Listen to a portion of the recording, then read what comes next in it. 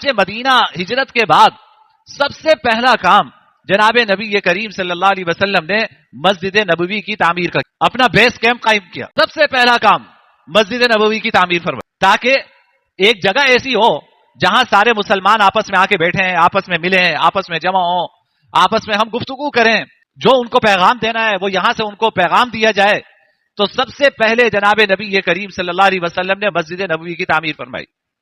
اور یہ مسجد نبوی صرف مسجد نہیں تھی, ہاں مسجد نبوی صرف مسجد نہیں تھی کہ جہاں 5 وقت کی نماز ہوتی ہو, صرف یہ مسجد نبوی مسجد بھی تھی, یہ صفہ کے طالب علموں کا مدرسہ بھی تھا. آج آپ مسجد نبی جاتے ہیں تو صفہ کا چبوترا اس کی زیارت کرنے جاتے ہیں نا, دیکھتے ہیں کہ صفہ کا چبوترا ہے.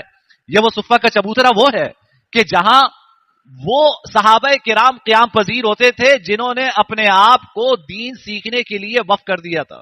بھائی دیکھو صحابہ کرام تو سارے ہی تھے, لیکن ظاہر ہے سارے اگر دین سیکھنے میں لگ جائیں, پڑھنے پڑھانے میں لگ جائیں تو زندگی کا کاروبار کیسے چلے؟ تو حضور نے یہ نہیں کیا کہ سارے صحابہ کا سارا کام چھڑوایا, کاروبار بند, تجارت بند, کھیتی باڑی بند, باغبانی بند, سارے آ کے مسجد میں بیٹھ کے قرآن پڑھو. ترتیب نہیں بنائی آپ نے.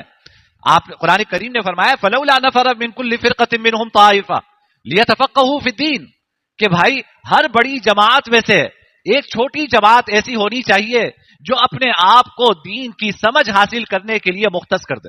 یہ قرآن کہہ رہا ہے.